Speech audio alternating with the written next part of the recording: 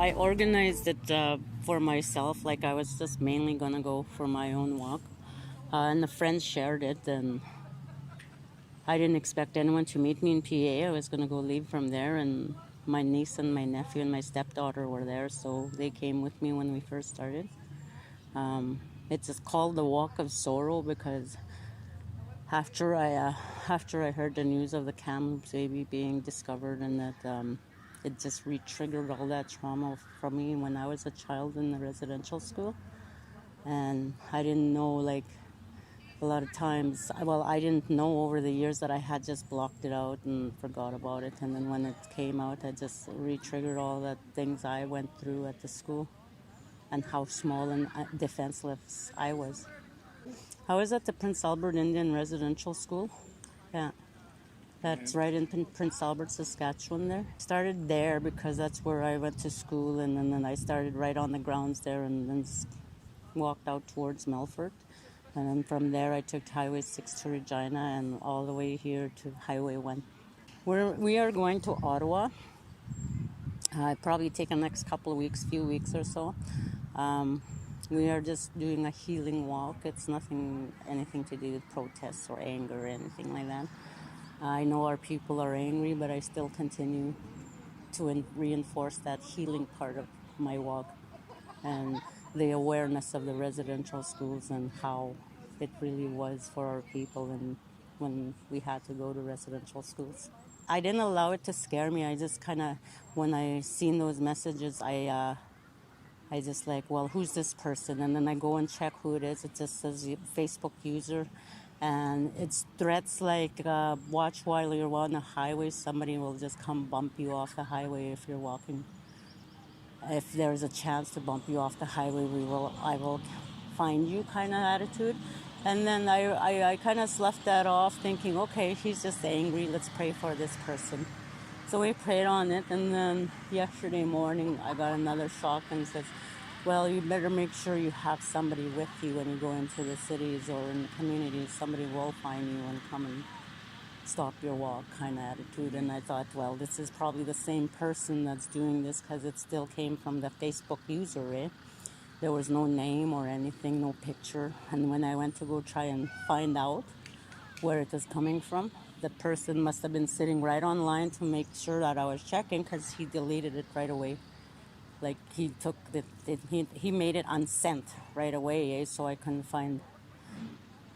take a picture of it before I could find out, eh, like who it was. But I'm assuming that it's the same person that's sending these messages. But those were the only ones I got. I didn't say anything about it at the beginning because the first message was about a week ago when we were in Coppell Valley. I didn't say anything. I just kept praying on it. And then when I got the other one yesterday, what got me was enjoy your birthday. This is probably your last birthday. So that's what got to me yesterday. So I finally let my ladies know, and I said, like, I don't know what to do with this. I don't know if I should take it seriously or if I should just leave it alone. And they said, no, that's serious. That's serious. You got to let people know just in case something happens. Like, you got to put it out there so our brothers and sisters can come protect us. So I did that, and sure enough, we got like tons of protection, and there's people coming. My family's coming to be with me all the way from Deschambault, so they'll be meeting us in Winnipeg. So I did. So I put it out there, and tons of support came out, and Bear Clan came out, and they're gonna be protecting us. So I'm not gonna refuse any protection. Like, I want people to know that this is supposed to be a peaceful walk, a healing walk, nothing out of anger, conflict, or anything like that. I don't want First Nations people to be angry anymore, because I've seen and noticed that it's always about anger when they get together. So I'm trying very hard and keep reinforcing with the media that this is not anything to do with protest or anger. I want it to be strictly healing and focusing on our healing together. If you feel like if people feel like they want to come walk, even non-First Nations people, to come learn more, to show their support that we are going to start healing together and they want to start healing and learning, come join us. join our Walk of Sorrows page, follow us. We have updates there. If you have a donation, there's a donation page there. If you want to stop by, give us water or donation, stop by. Make sure you pull out in front of us. Don't stop on the highway. Like, don't slow down on the highway, because that is a busy highway. So pull up in front of us and say your highs, take your pictures. We need safety for everybody. That's our main focus, safety and healing. Portage to Prairie Bear Clan Patrol was invited to come out and support Patricia Ballantyne on her walk to Ottawa to raise awareness for residential school survivors. What we're doing is we're walking her through the city just to offer her some support and protection. And because, you know, they're not from here, so we need to show them the route through the city. So we're walking from the residential school here down to the number 1 highway at the other side of town. You know, I feel like there's kind of a little bit of like a somber tone to it, but at the same time, it's really great to see folks raising awareness for, you know, the realities and the truths that have happened to Indigenous people. I feel proud that I'm able to support somebody while they're doing this, and that we have the manpower to come out and show her that we support her.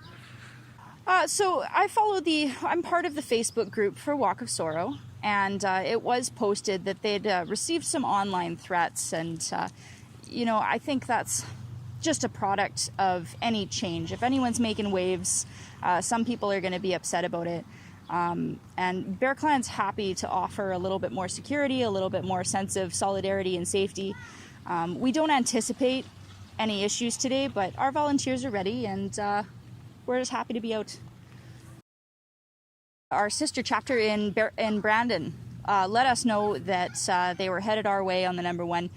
They were involved with Bear Clan in Brandon, and they're hoping to be involved with Winnipeg Bear Clan, as I understand it, as well, once they get there. So Amanda from Brandon Bear Clan gave me the heads up in a Facebook message telling me that these people were on their way, and I reached out and made contact, and they said, absolutely, yes, we'd love for you to come walk us through Portage. So I'm really pleased with the turnout, and we always have people who are really enthusiastic and ready to support, and, you know, it's all volunteer. So, you know, taking this much time out of their day and out of their week means a lot. And I think it really shows how ready people are to come together and show their support for stuff like this. I'm here on behalf of Bear Clan and Portage to Prairie, and I'm just in awe of the mere fact that this has to happen to create this awareness. You know, it's 2021, and we still have bodies in the closet. And it's kind of awkward, because Canada's always been a country who advocates for human rights and who advocates for children's rights. And nobody wants to talk about it. Let's find common ground and move forward together.